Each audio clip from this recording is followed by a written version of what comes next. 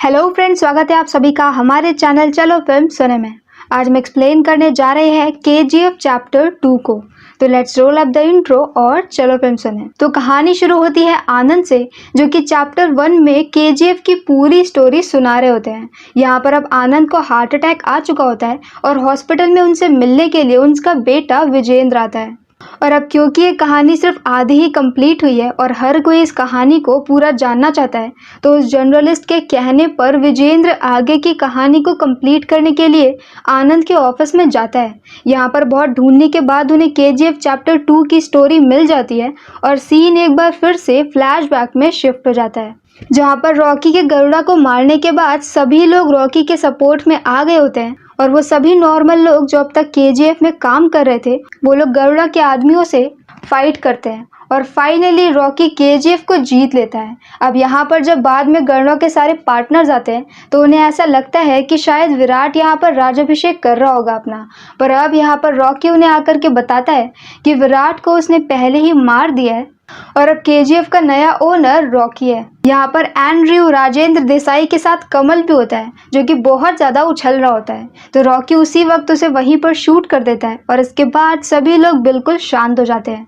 यहाँ पर वो ज़बरदस्ती रीना को भी पकड़ करके ले आता है, जो कि काफ़ी गलत होता है। और अब यहाँ पर वो रीना को अपने साथ में ही रखेगा और कोई भी उसके अगेंस्ट नहीं जा सकता है। तो रीना के पिता भी कुछ नहीं कर पाते और खुद रीना, जिसे कि गुस्सा हो रहा होता है, वो भी शांत रहती है। यहाँ पर अब केजीएफ के लोगों की लाइफ पहले से ज़्यादा सुधर गई होती है। उन्हें अच्छा खाना मिल रहा होता है, अच्छे कपड़े मिल रहे होते हैं और अच्छा घर भी उनके लिए बनाया जा रहा होता है। तो वो सभी लोग रॉकी को अपना देवता मानते हैं। अब नेक्स्ट सीन में यहाँ पर रॉकी वनराम के पास में जाता है, जहाँ पर वनराम पहले गरुड़ा का बहुत बड़ा वाला राइट हैंड था, पर अब यहाँ पर वनराम को बांध करके रखा गया होता है। रॉकी बोलता है कि वो वजीर को नहीं मार सकता, वरना फिर चीज़ों को चलाएगा कौन। मतलब कि रॉकी यहाँ पर वनराम को रॉकी के साथ मिल करके काम करने के लिए बोलता है, जिसके लिए वनराम पहले तो मना कर देता है, पर बाद में जब रॉकी अपने दूसरे आदमियों के पास में जाता है जिन्हें की शूटिंग बिल्कुल भी नहीं आती है, तो फिर वहाँ पर रॉकी वनराम को बुलाता है और वनराम यहाँ पर बहुत ही अच्छा निशाना लगा लेता है और इसके बाद वो रॉकी की जॉब को भी एक्सेप्ट कर लेता है और ये बोलता है कि उन्हें सिक्योरिटी को पहले से ज़्यादा बढ़ाना होगा और वो सभी लोगों को ट्रेनिंग भी देगा। यहाँ पर जब पार्ट 1 में रॉकी मेंटेनेंस रूम में गया था, तब उसने वहाँ पर कुछ और भी नोटिस किया था और अब उसे पता चलता है कि यहाँ पर पूरे केजीएफ में सिर्फ एक माइन नहीं है, बल्कि पूरी 9 माइन है और इन 9 माइंस को कभी भी खोला नहीं गया, सिर्फ एक से ही काम चलाते रहे, क्योंकि सूर्यवर्धन नहीं चाहते थे कि हर किसी को 9 माइंस के बारे में पता चले। ऐसा पता चलने पर केजीएफ पे खतरा और भी ज़्यादा बढ़ जाता और अब यहाँ पर जब ये सारी बातें पार्टनर्स को पता चलती है तो वो और भी ज़्यादा शॉक्ड हो जाते हैं और अब तो रॉकी का वट और भी ज़्यादा बढ़ जाता है।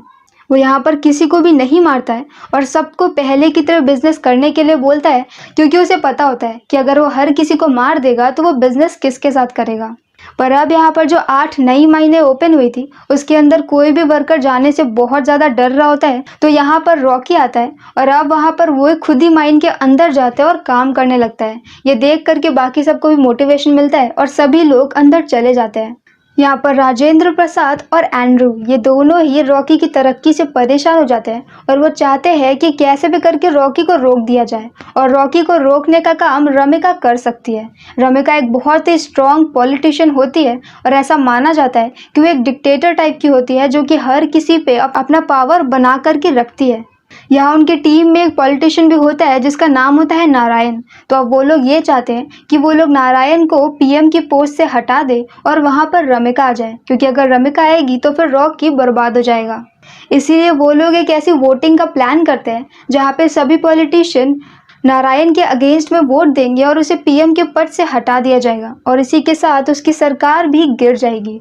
पर जब तक यहाँ पर ये सब हो, उससे पहले वहाँ पर दूसरी तरफ केजीएफ में माइनिंग के दौरान उन्हें एक बहुत बड़ी स्वॉर्ड मिलती है, जिसे देख करके सभी लोग डर जाते हैं। ये तलवार होती है अधीरा की, जिसे कि गरुड़ा ने मरवा दिया था। पर अब हम यहाँ पर नेक्स्ट सीन में अधीरा को जिंदा देखते हैं, क्योंकि वो यहाँ पर गरुड़ा के मरने का वेट कर रहा था और अब वो फाइनली अपना केजीएफ लेने के लिए वापस आएगा।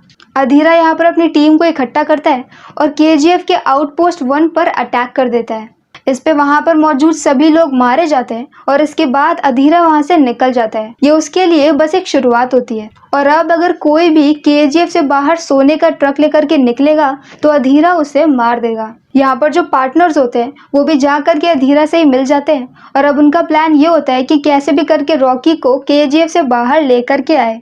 इसके लिए वो जानबूझ करके राजेंद्र प्रसाद को शूट कर देते हैं। और अब ये न्यूज़ सुनने के बाद राजेंद्र प्रसाद की बेटी रीना तुरंत ही केजीएफ से निकल जाती है अपने पिता से मिलने के लिए। जब ये बात रॉकी को पता चलती है तो रॉकी भी उसके पीछे पीछे चला जाता है। आगे जा करके रीना को किडनैप कर लिया जाता है और अब रीना अधीरा के लोगों के पास में होती है। रॉकी यहाँ पर उसे बचाने के लिए जाता है और एक बहुत ही अच्छा सा एक्शन सीन होता है। पर अब यहाँ पर अधीरा जो कि दूर से ही रॉकी के ऊपर निशाना लगा के रखता है वो रॉकी को शूट कर देता है। पर इसके बाद भी मौका होने पर भी वो रॉकी को जान से नहीं मारता है क्योंकि उसने देखा था कि केजीएफ के लोगों के मन में रॉकी के लिए बहुत ज़्यादा इज्जत थी और विश्वास था और वो चाहता था कि ऐसी टूटी फूटी हालत में जब रॉकी वापस जाएगा तो सबका विश्वास टूट जाएगा। और अब जब यहाँ पर घायल घायल रॉकी केजीएफ में वापस जाता है तो सबका सच में विश्वास खत्म हो जाता है। यहाँ दूसरी तरफ मुंबई में शेट्टी और बाकी सारे वो लोग जो कि रॉकी से नफरत करते थे वो लोग रॉकी के सपोर्टर को जानबूझ के मरवा देते हैं। साथ में अगर कोई भी ट्रक केजीएफ से बाहर निकलता है तो अधीरा उसके सभी लोग को मार के उनकी लाशें वापस भेज देता है। इसकी वजह से सभी लोग बहुत ज़्यादा डर गए होते हैं और अब केजीएफ के अंदर सिर्फ 8 दिन का खाना बचा होता है। और इस सब के बीच में रॉकी अभी भी बीमार होता है और अभी भी वो पूरी तरह से ठीक नहीं हो पा रहा था कि तभी उसे शेट्टी कॉल करता है और कॉल करके उसे धमकी देता है और बदतमीजी भी करता है। ये सुन करके रॉकी को गुस्सा आता है और अब वो अपने चाचा को कॉल करता है। ये चाचा उसके मुंह बोले चाचा होते हैं जिनके साथ वो मुंबई में रहता है। वो उनसे एक आखिरी हेल्प मांगता है और इसके बाद वो अपने हेलीकॉप्टर बुलाते हैं और काफ़ी सारा सोना लेकर के रीना के साथ दुबई चला जाता है। ये देख करके हर केजीएफ में रहने वाले को ये लगता है कि रॉकी यहाँ पर डर करके उन सबको छोड़ करके भाग गया है। पर असल में रॉकी दुबई जाता है खलील से मिलने के लिए। वो यहाँ पर खलील के साथ अपनी मीटिंग करता है और उसे बिजनेस ऑफर करता है कि वो अफ्रीका से डायरेक्टली उसका सोना इंडिया में लेकर के आएगा। पहले तो खलील इसके लिए मना कर देता है क्योंकि रॉकी की अपनी हालत भी खराब होती है। पर अब यहाँ पर खलील को पता चलता है कि रॉकी ने अपने चाचा से बोल करके अपने दूसरे सपोर्टर्स को बुलवा करके उस हर इंसान को मरवा दिया है जो कि मुंबई में खलील के सपोर्ट में था। साथ में यहाँ पर खलील जिन गार्ड्स को अपना गार्ड समझ रहा था उसमें से आधे गार्ड रॉकी के होते हैं। यहाँ पर अब खलील के साथ डील फिक्स करके रॉकी वापस से केजीएफ की तरफ आता है और वनराम से ये कह देता है कि सारे ट्रक्स को बाहर निकालो। यहाँ पर दूसरी तरफ अधीरा उसका वेट कर रहा होता है और जैसे ही वो ये देखता है कि रॉकी यहाँ पर वापस आ गया है और उसके पीछे ट्रक्स भी हैं, उसके सभी लोग रॉकी की तरफ को अपनी गन पॉइंट कर देते हैं कि तभी वहाँ पर ट्रक के अंदर से बहुत सारे रॉकी के आदमी निकलते हैं जिनके पास बहुत अच्छी अच्छी गन्स होती है, जिनके सामने अधीरा की सस्ती गन टिक नहीं पाती है। और फाइनली उसके काफ़ी सारे आदमी मारे जाते हैं और एक तरह से यहाँ पर अधीरा की हार हो जाती है। रॉकी चाहता तो उसे मार सकता था लेकिन वो उसे छोड़ देता है। साथ में वो नारायण की सरकार को भी गिरने से बचा लेता है अलग अलग पॉलिटिशियंस को धमकी दे करके। अब इस तरह से यहाँ पर उसका बिजनेस बहुत ज़्यादा बढ़ जाता है क्योंकि वो लगातार पूरी 9 माइन से सोना निकाल रहा होता है और इसके बाद वो बॉम्बे में जाकर के शेट्टी को भी मार देता है। और इस तरह से यहाँ पर कुछ साल बीत जाते हैं और अब वक्त आ जाता है अगले इलेक्शन का। नारायण यहाँ पर रॉकी से मिलकर के ये बोलता है कि उसे रमिका को मारना होगा, अगर रमिका जिंदा रही तो फिर वो केजीएफ को बर्बाद कर देगी। पर अब यहाँ पर रॉकी ये बोलता है कि वो औरतों और बच्चों पर हाथ नहीं उठा सकता कि अगर किसी औरत को गुस्सा आ रहा हो तो उसके ऊपर अटैक करने के बजाय उसके सामने हाथ जोड़ना बेहतर होता है। इसके बाद इलेक्शन का रिजल्ट भी आ जाता है और रमिका जीत जाती है। जीतते यहाँ पर बहुत सारे लोग रमिका को केजीएफ के बारे में और रॉकी के बारे में पूरी स्टोरी बताते हैं और अब हमें यहाँ पर पता चलता है कि इतने सालों के बीच में रॉकी ने केजीएफ का डेवलपमेंट बहुत ज़्यादा हाई लेवल पर कर दिया होता है और वो लोग जो वहाँ पर कीड़े जैसी ज़िंदगी जी रहे होते हैं अब उनके पास काफ़ी अच्छे घर होते हैं। पर अब ये सब कुछ पता चलने के बाद रमिका ये बोलती है कि कुछ भी करके पूरे इंडिया में रेड डाल दो लेकिन कहीं से भी रॉकी के अगेंस्ट में प्रूफ लेकर के आओ और उसे अरेस्ट करो। और इसके लिए वो एक स्पेशल टीम भी बना देती है। दूसरी तरफ हम यहाँ पर केजीएफ में आनंद को देखते हैं। वही आनंद जो कि मूवी के फर्स्ट पार्ट में स्टोरी सुना रहा होता है, वो यहाँ पर अभी यंग होता है और वो चिप करके केजीएफ की फोटोज क्लिक कर रहा होता है। उसे रॉकी के हाथ में पकड़ लेते हैं और उसे रॉकी के सामने लेकर के जाते हैं। यहाँ पर रॉकी उससे इम्प्रेस हो जाता है क्योंकि वो एक नॉर्मल सा लेखक होने के बाद भी काफी ज्यादा ब्रेव होता है। तो रॉकी यहाँ पर उसे सामने से कहता है कि वो रॉकी की स्टोरी लिखे और सब कुछ बिल्कुल सच सच लिखे। इसके बाद यहाँ नेक्स्ट सीट में पुलिस अलग अलग जगह पे छापे मार रही होती है, लेकिन कहीं से भी उन्हें कुछ भी नहीं मिलता है। उन्हें सिर्फ एक जगह से एक सोने का बिस्किट मिलता है जिसे कि वो पुलिस स्टेशन में जमा कर लेते हैं। जब ये बात रॉकी को पता चलती है तो वो उस एक सोने के बिस्किट को लेने के लिए पुलिस स्टेशन में पहुंच जाता है और जैसे ही सबको ये पता चलता है कि सोने का बिस्किट रॉकी का है, सब लोग डर जाते हैं क्योंकि रॉकी की शक्ल तो बहुत ही कम लोगों ने देखी होती है, लेकिन उसके नाम का डर ही बहुत बड़ा होता है। यहाँ पर वो स्टाइल में जाता है, अपनी सोने की बिस्किट लेता है, बाहर आता है, एक बहुत बड़ी सी मशीन गन लगाता है और पूरे पुलिस स्टेशन पे फायरिंग शुरू कर देता है। ये उसका अपनी नई गन को लाने के बाद फील्ड टेस्ट होता है। यहाँ पर फील्ड टेस्ट कंप्लीट करने के बाद नेक्स्ट सीन में हम ये देखते हैं कि रमिका को फाइनली कुछ प्रूफ मिल गया होता है और इसके दम पर वो रॉकी को अरेस्ट करना चाहती है कि तभी वहाँ पर फूलों का बुके लेकर के सामने से रॉकी उससे मिलने के लिए आता है और एक फाइल लेकर के आता है। उस फाइल में रॉकी के अगेंस्ट बहुत सारे प्रूफ होते हैं और वह सामने से बोलता है कि रमिका चाहे तो इस फाइल को रख करके उसके अगेंस्ट कोई सा भी केस बना सकती है। रमिका इस फाइल को लेने भी वाली होती है कि तभी वहां पर रमिका के दूसरे सपोर्टर्स आते हैं और ये बताते हैं कि असल में उनकी पार्टी के 200 पॉलिटिशियन को रॉकी ही फंडिंग करता है। तो मतलब कि अगर वो रॉकी के अगेंस्ट कहीं पर कोई भी खुलासा करते हैं तो सबको पता चल जाएगा कि खुद रमिका की पार्टी के लोग उसके साथ में हैं और उसकी पार्टी गिर जाएगी। अब रमिका यहाँ पर सिवाय धमकी देने के और कुछ भी नहीं कर पाती है और रॉकी वहाँ से निकल जाता है, पर इसके बाद वो जा करके सभी सोने की डिलीवरी को रोक देता है। और ये बात जब खलील को पता चलती है तो उसे काफ़ी ज़्यादा गुस्सा आता है क्योंकि रॉकी अपनी मनमानी कर रहा होता है।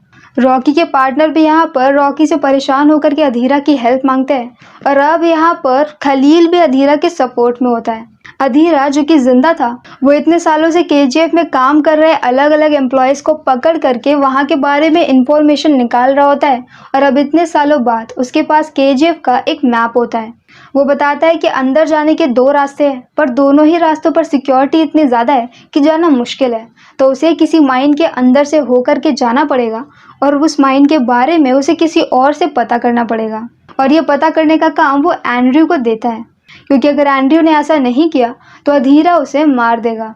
और अब यहाँ पर वो अपनी माँ की बॉडी को वहाँ से निकलवा लेता है जहाँ पर सालों पहले उन्हें दफन किया गया था और अब वो उनकी एक अच्छी सी समाधि बनवाता है और वहाँ पर अपने नशेड़ी पिता को काम पर रख लेता है। उसके पिता जो कि जिंदा थे वो बहुत ज्यादा नशेड़ी होते और कभी भी अपनी वाइफ का और बच्चे का ख्याल नहीं रखा होता है, इसलिए अब उन्हें बची हुई पूरी उम्र उसकी माँ की समाधि की सफाई करनी होगी। अब ये सब कुछ देख करके फाइनली रीना भी उससे इम्प्रेस हो जाती है और उन दोनों की शादी हो जाती है। दूसरी तरफ अधीरा को कोई एक बहुत अच्छी इन्फॉर्मेशन दे देता है कि वो एग्जैक्टली कहाँ पर खुदाई करना शुरू करेगा, तो वो उन्हीं में से एक माइन में पहुंच जाएगा, माइन नंबर 3 में। ये खबर मिलते ही अधीरा वहाँ पर खुदाई शुरू कर देता है और अब नेक्स्ट सीन में यहाँ पर रीना को पता चलता है कि वो प्रेग्नेंट है। वो जाकर के ये बात जल्दी से केजीएफ में खड़े हुए रॉकी को बताती है। अब इससे पहले कि यहाँ पर रॉकी खुश होता, पीछे से अधीरा के लोग अटैक कर देते हैं और उसमें वो रीना को शूट करके मार देते हैं। रीना की डेथ से यहाँ पर रॉकी को बहुत बड़ा झटका लगता है और अब गुस्से में उसके और अधीरा के बीच में एक फाइनल फाइट शुरू होती है जो कि बहुत लंबी और बहुत ही अमेजिंग होती है, जिसमें एंड में रॉकी अपना मेन हथियार हथौड़े को लेता है और उससे अधीरा की बहुत पिटाई करता है। इसके बाद वो अधीरा की गर्दन को तोड़ देता है और उसे जान से मार देता है। पर अब यहाँ पर रॉकी को पता चल गया था कि अधीरा को माइन के बारे में इंफॉर्मेशन बाहर से मिली है, तो वो तुरंत ही अपने लोगों को इकट्ठा करता है और सीधे पहुंच जाता है पार्लियामेंट में। पार्लियामेंट में उस वक्त वहां पर बहुत सारे नेता बैठे होते हैं और वहां पर रमिका स्पीच दे रही होती है और रमिका का यहाँ पर यह प्लान होता है कि चाहे उसे खुद को भी इस्तीफा देना पड़े, लेकिन फिर भी वो रॉकी के अगेंस्ट वारंट निकाल के रहेगी। पर तभी वहां पर अंदर रॉकी आता है और नारायण को उसके सामने ही शूट करके मार देता है, क्योंकि वो आखिरी आदमी नारायण ही होता है जो कि अधीरा की हेल्प कर रहा था और फ्रॉम द स्टार्टिंग पीछे से सारी चालें नारायण ही चल रहा होता है। और ये सारा प्लान उसी का होता है कि वो रॉकी को केजीएफ में भेजेंगे, गरुड़ा को मरवा देंगे, रॉकी को मरवा देंगे और केजीएफ को अपने कंट्रोल में ले लेंगे। पर अब यहाँ पर क्योंकि उसने सबके सामने पार्लियामेंट में आकर के एक पॉलिटिशियन को मारा है, तो अब सरकार के पास रॉकी के अगेंस्ट बहुत सारे प्रूफ आ जाते हैं और अब यहाँ पर रमिका रॉकी के अगेंस्ट डेथ वारंट निकाल देती है। रॉकी को मारने के लिए केजीएफ में बहुत बड़ी फोर्स जाती है, जो कि केजीएफ में रहने वाले सभी लोगों को वहां से बाहर निकाल देते हैं ताकि वो रॉकी को ढूंढ सके। पर अब यहाँ पर उन्हें पता चलता है कि रॉकी अपने महल में नहीं होता है और नेक्स्ट सीन में हम रॉकी को देखते हैं जो कि एक शिप पर होता है। उस शिप पर उसने अभी तक का सारा सोना रखा होता है और ये सोना बहुत ज़्यादा होता है। रमिका को भी ये बात पता चल जाती है क्योंकि खुद रॉकी की शिप से उसे ये बात बताई जाती है। मतलब कि रॉकी को पता चल गया था कि उसका अंत आने वाला है, इसीलिए वो खुद ही अपनी इन्फॉर्मेशन दे देता है और वो खुद भी मरना चाहता है, पर पानी के अंदर सारे सोने के साथ, क्योंकि सोना उसी के साथ डूब जाएगा और किसी को भी नहीं मिलेगा। और होता भी ऐसा ही है। सारे फाइटर प्लेन एकदम से रॉकी के ऊपर अटैक कर देते हैं और उसकी पूरी शिप ब्लास्ट हो जाती है। रॉकी और सोना दोनों पानी के अंदर चले जाते हैं और दोबारा कभी भी किसी को भी नहीं मिलते हैं।